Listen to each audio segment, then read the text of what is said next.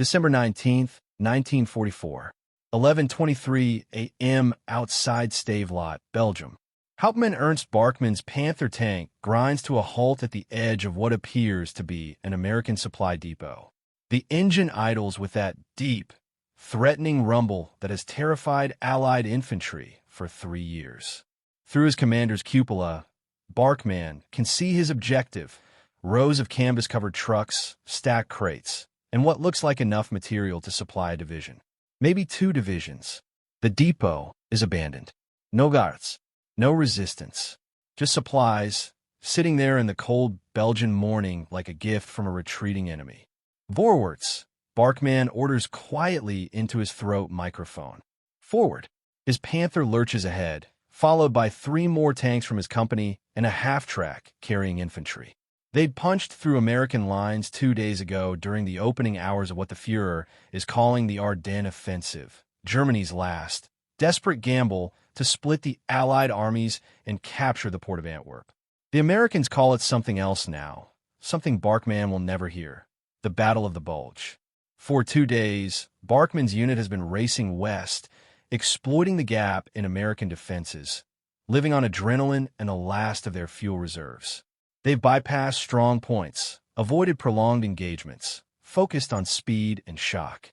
Classic blitzkrieg, just like Poland in 39, just like France in 40, just like it used to be when Germany was winning. But now the Panther's fuel gauge reads nearly empty. His crew hasn't eaten a hot meal since they left their assembly area. 2 of his tanks are running on captured American gasoline, lower octane than German fuel, making the engines knock and cough, but it's better than being a stationary pillbox. And now this. An entire supply depot, apparently abandoned in panic. Barkmann climbs out of his turret as his tank rolls into the depot's perimeter.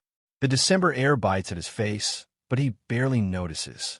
His eyes are scanning the depot, looking for threats, for ambush positions, for the inevitable American counterattack.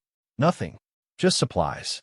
His infantry dismount from their half-track, weapons ready, moving through the rows of materials with practiced caution. Barkmann follows on foot, his MP-40 submachine gun slung across his chest, his boots crunching on frozen ground. The first thing he notices is the organization. Everything is labeled, categorized, arranged with methodical precision. Crates of ammunition stacked by caliber. Medical supplies separated by type. Food organized into daily ration packs. This isn't the chaotic dump of a retreating army. This is an operational depot that was simply left behind. Herr Hauptmann. One of his sergeants calls from between 2 rows of trucks. The man's voice carries an edge that makes Barkmann move quickly. He rounds a corner and stops. Fuel drums. Hundreds of them. Thousands of gallons of gasoline and diesel, stacked in neat pyramids, each drum stenciled with U.S. Army markings. Enough fuel to run his entire company for months. Enough fuel to reach Antwerp and back. Enough fuel that the Americans apparently didn't consider it worth defending. Barkmann stares at the drums, his mind calculating. His Panther's fuel tank holds 730 liters. Each of these drums contains roughly 200 liters. That's 3 drums per tank. And there are, he counts quickly, at least 500 drums visible just in this section, which means there's enough fuel here for over 150 tank refills. The Americans abandoned enough fuel for 150 tanks. His own company has 4 operational Panthers. Check the rest of the depot, Barkmann orders, his voice tight. Everything. I want to know exactly what we've captured. His men spread out, moving through the depot with growing amazement. Barkmann follows more slowly, his tactical mind trying to process what he's seeing. A quartermaster tent filled with boots. Not worn boots, not repaired boots, new boots still in. Boxes organized by size. Hundreds of pairs, maybe thousands. A medical station stocked with morphine, sulfa powder, bandages, surgical instruments.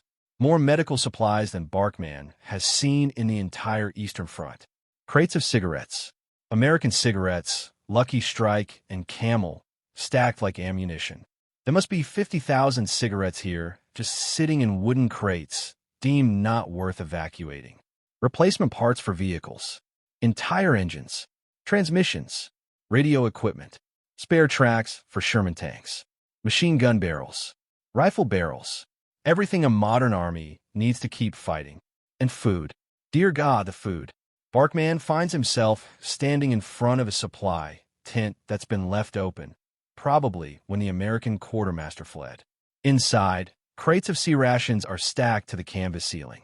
He picks up one ration pack at random, tears it open with fingers that have started to tremble slightly. Inside, canned meat, biscuits, coffee, sugar, cigarettes, chocolate, chewing gum, toilet paper, matches, and a small can opener. This is one meal for one soldier.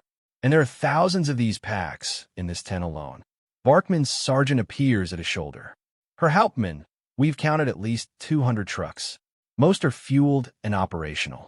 The Americans just left them. Barkman nods slowly, still holding the ration pack. His mind is working through the implications, and what he's calculating isn't filling him with the triumph of capturing enemy supplies. It's filling him with something much colder. His gunner, Oberfeldwebel Klaus Richter, approaches with a crate of chocolate bars, grinning like it's Christmas morning. Sir, the men are asking if we can. How many depots like this do you think the Americans have? Barkman interrupts, his voice distant. Richter's smile falters. Sir, this depot. How many more like it are there between here and the coast? Between here and Paris? Between here and America?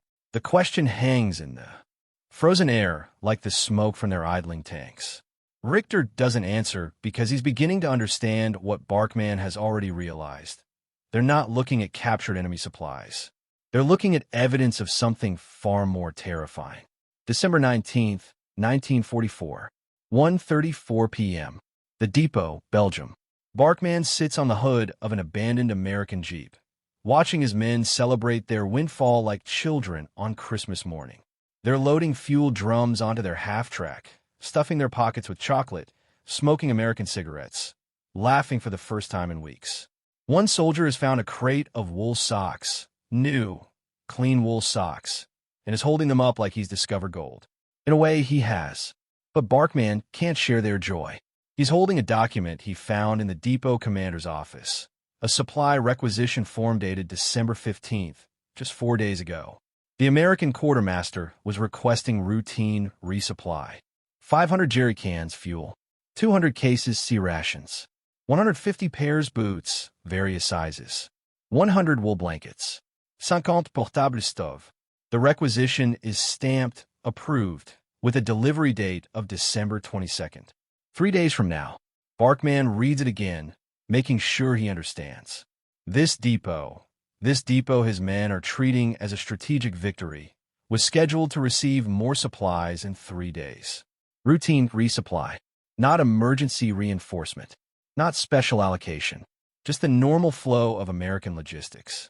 He thinks about German supply requisitions, the endless paperwork, the justifications required, the inevitable stamps, denied, insufficient supplies available. The way German units have learned to scavenge everything, to strip their dead of boots and ammunition, to run tanks until they're literally out of fuel because there's no guarantee of resupply. And here, the Americans were ordering replacement supplies for materials they hadn't even used yet. Richter approaches, carrying 2 canteens of hot coffee, real American coffee brewed, on a captured stove. He offers one to Barkman. The men are in good spirits, sir. This changes everything. With this fuel, we can... Klaus. Barkman's voice is quiet but stops Richter mid-sentence. Come with me. He leads his gunner back to the depot commander's office, to the filing cabinets he's been examining for the past hour. He pulls out inventory sheets, spreading them across the desk. August 1944. This depot received 50,000 gallons of fuel, 15,000 individual meals, 200,000 rounds of ammunition. He pulls another sheet. September. Similar numbers. October. The same. November. The most recent month, even higher. Barkman looks at Richter, making sure his gunner is following. Every month, Klaus. Like clockwork. This one small depot, supporting maybe 2,000 American soldiers, received more supplies each month than our entire battalion has seen since the offensive began. He walks to the wall map, a logistics map showing supply routes across Belgium and eastern France. Small pins mark depot locations. Count them, Klaus. Lichte counts. 17 depots visible on this map, sir. 17 depots, each probably similar to this one, each receiving monthly shipments that would equip a German division, all feeding into the American supply network that stretches back to the Atlantic ports, to the ships from America. Barkman pulls out another document, an American technical manual for the M4 Sherman tank. It falls open to a page he's been staring at for 20 minutes. Production numbers, probably not meant for field copies. Detroit Tank Arsenal, 1,200 Shermans per month. Fisher Tank Division, 800 per month. Press Steel Car Company, 400 per month. Federal Machine, 300 per month. The list continues. Multiple factories, thousands of tanks per month. Do you know Germany's current tank production, Klaus? Bartman's voice is hollow. All types, Panthers, Tigers, Panzer IVs, assault guns, maybe 500 per month. If we're lucky, if the factories aren't bombed, if we have the steel, if we have the workers. He lets the manual drop onto the desk.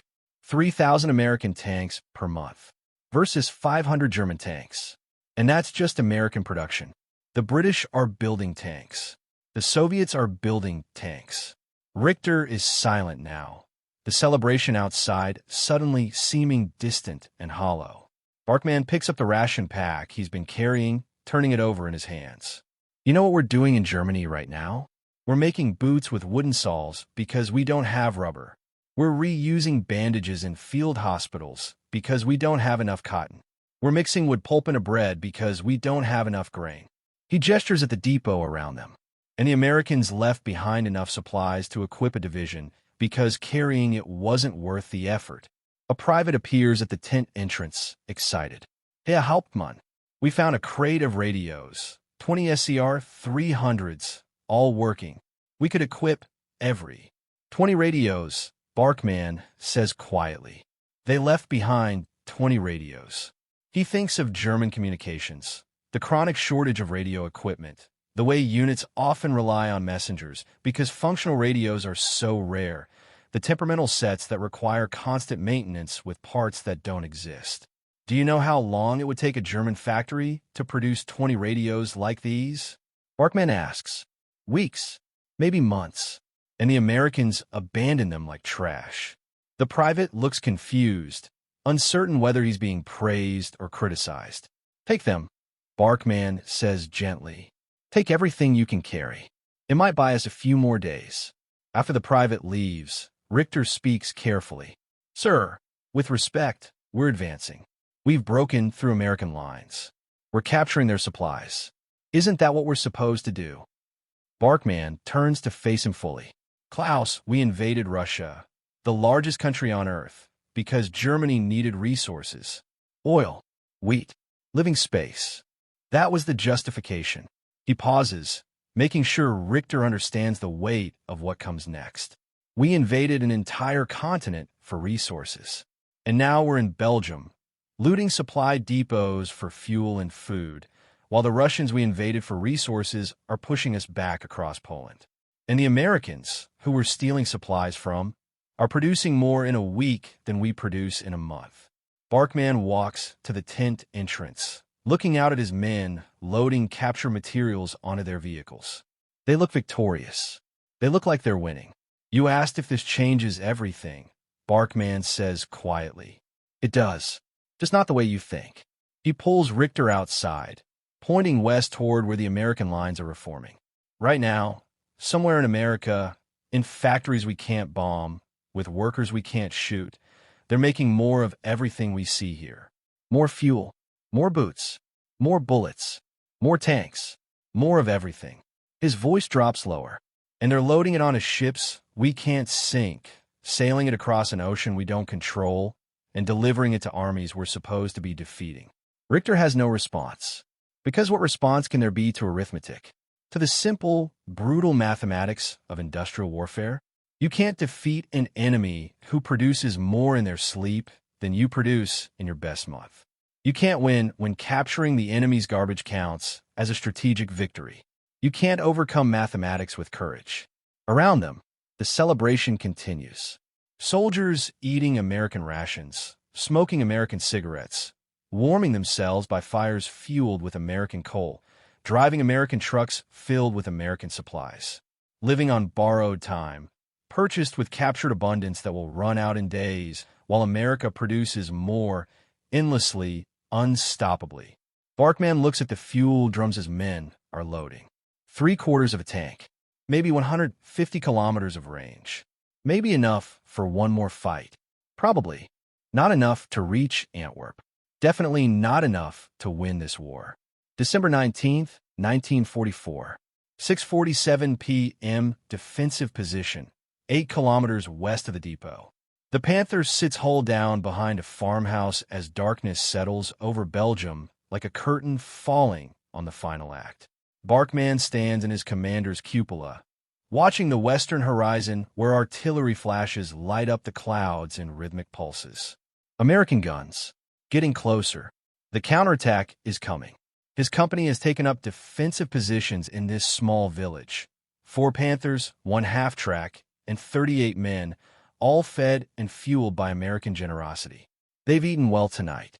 Hot food from capture rations, real coffee with sugar, chocolate for dessert. His men are in better spirits than they've been in months. Barkman envies them their ignorance. A motorcycle courier arrives just after 1900 hours, sliding to a stop in the village square, breath misting in the cold air. He's young, maybe 19, and delivers his message with the crisp efficiency of someone who still believes in the war. Her Hauptmann orders from division.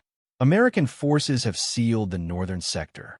The 1st SS Panzer's advance has stalled at Stavelot. Fuel shortages across the entire offensive are critical. The courier hesitates on that last word, as if saying it might make it more real. And the weather?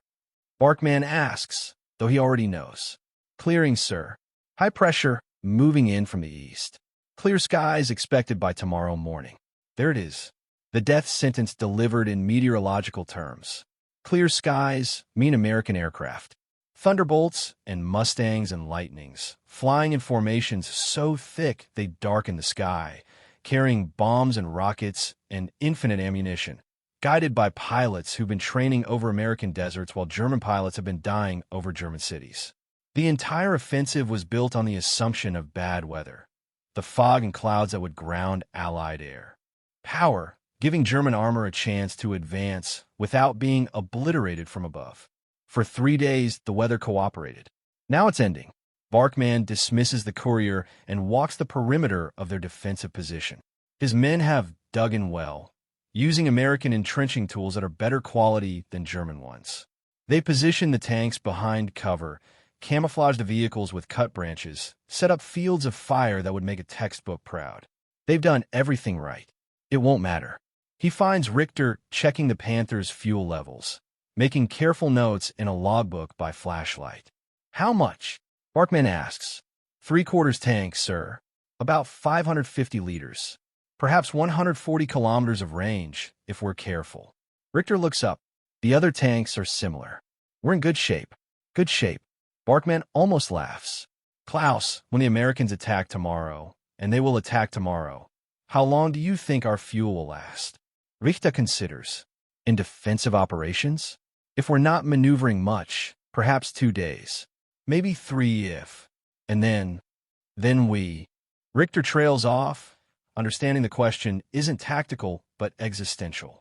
Then we wait for resupply that isn't coming, Barkman finishes. From supply lines that don't exist anymore. Through roads that American artillery has zeroed in on. From depots in Germany that have nothing left to send. He sits on the Panther's rear deck, the engine's residual heat warming his back. You know what the difference is between us and them, Klaus? It's not training. German tankers are better trained. It's not tactics. We've been doing this longer. It's not even courage. German soldiers are as brave as any in the world. Barkman pulls out the supply requisition form he's been carrying, now creased and worn. The difference is this. The Americans can lose a depot, an entire depot, and simply order a replacement. Delivery in 7 days, guaranteed. They can lose 100 tanks and build 200. More by the end of the month. They can lose 1,000 men and recruit 5,000 more, all of them well-fed and well-equipped. He looks at Richter directly. And we can capture a depot, fight brilliantly, advance faster than anyone thought possible, and it doesn't matter. Because mathematics doesn't care about courage. Logistics doesn't care about tactical genius. And we're fighting an enemy that has so much of everything that losing an entire supply depot is just routine. Richter is quiet for a long moment. Then, so what do we do, sir? It's the question every German soldier has been asking since Stalingrad, since Kursk, since Normandy. What do we do when victory is impossible, but surrender is unthinkable? We do our duty, Barkman says simply. We defend this position. We make the Americans pay for every meter. We buy time for other units to regroup. We fight until we can't fight anymore. And then, Barkman doesn't answer because there's no answer. Then they run out of fuel. Then they run out of ammunition. Then they become another statistic in the arithmetic of defeat, another data point in the inexorable calculation that's been running since America entered this war. A soldier approaches, one of the young ones, maybe 20 years old, carrying a captured American radio. Herr Hauptmann, we picked up American transmissions. They're planning a counterattack at dawn. Multiple divisions. Armor and infantry supported by everything. Barkman interrupts quietly. Artillery that never runs out of shells. Aircraft that own the sky. Logistics that guarantee resupply. An army that gets stronger every day while we get weaker. The soldier looks confused, uncertain how to respond to his commander's uncharacteristic pessimism. Barkman softens his tone. Thank you for the report. Make sure all positions know Americans attack at dawn. Everyone gets rest and shifts. We'll need to be sharp tomorrow. After the soldier leaves, Barkman climbs back into his commander's position, settling into the familiar seat that's been his home through Russia and France and now Belgium. The interior smells of oil and metal and the faint residue of cordite. His crew is asleep. The driver, the gunner, the loader, exhausted young men who followed him into impossible situations and somehow survived. Until now, through his periscope, Barkman can see the artillery flashes growing more frequent. The Americans are registering their guns, preparing fire missions, coordinating the kind of massive bombardment that requires unlimited ammunition and absolute confidence in resupply. He thinks about the depot, about the fuel drums and the boots and the rations and the radios, about the casual abundance of an enemy that can't afford to abandon more than Germany can produce, about the inventory sheets showing monthly deliveries that dwarf yearly German production, about the factory statistics, 3,000 tanks per month versus 500, about the simple, undeniable arithmetic of defeat. Somewhere in America right now, in Detroit, in Pittsburgh, in 100 other cities, workers are ending their shifts, going home to families, to houses with electricity and heat and food in the cupboards. Tomorrow they'll return to factories that haven't been bombed, using materials that haven't been rationed, producing weapons and vehicles and supplies that will cross an ocean Germany can't control and arrive at depots Germany can't stop. And somewhere in Germany right now, in cities reduced to rubble, in factories running at quarter capacity, in homes without heat or adequate food, people are making do with less, improvising with scraps, hoping that somehow German will and determination will overcome American production. They won't, because you can't defeat mathematics. Because logistics ultimately trumps tactics. Because an army runs on fuel and bullets and food, and America has infinite amounts of all three, while Germany has none. Barkman closes his eyes, not to sleep, but to remember. Remember when Germany was advancing, when victory seemed possible, when capturing enemy supplies felt like winning instead of postponing the inevitable. Remember when the arithmetic wasn't so clearly, brutally simple. That world is gone, left behind in a Belgian depot filled with casual American abundance, buried under production numbers that tell the story of how wars are really won. Not on battlefields, but in factories not with courage, but with capacity, not with will, but with wealth. The snow begins falling again, covering the Panther in white, obscuring the German cross on the turret, hiding the dark truth that Barkman carries alone. They've already lost this war. The fighting will continue, weeks, maybe months, but the outcome was determined the moment America's industrial machine began turning, producing more in a day than Germany could match in a week. Tomorrow the Americans will attack. Barkman and his men will fight brilliantly, as they always do. They'll destroy American tanks, repel American infantry, maybe even hold their position for a day or two. And it won't matter, because for every German tank destroyed, America builds 10 more. For every depot captured, America establishes 20 more. For every victory won, mathematics calculates the inevitable defeat. Barkman opens his eyes as dawn approaches, painting the eastern sky with the colors of blood and smoke. His crew is stirring now, preparing for the battle ahead. They check ammunition, test the gun's traverse, warm the engine. They do everything soldiers are supposed to do before battle. Everything except acknowledge that courage can't overcome capacity, that skill can't defeat supply chains, that Germany's best couldn't match America's excess. The first American artillery shells begin falling at 0621 hours, precisely on schedule, the opening movement of a symphony that's been playing since Normandy, since Sicily, since Torch, the inexorable march of American abundance. Crushing German desperation, Barkman gives the order to load armor-piercing, to prepare to engage, to do their duty one more time. Because that's all that's left now. Duty. And the cold comfort of knowing that he saw the truth, there in that depot, among the fuel drums and rations and radios, that Germany didn't lose this war on any battlefield. They lost it in the factories. America's factories, where the arithmetic of war was written in production numbers that no amount of courage could overcome.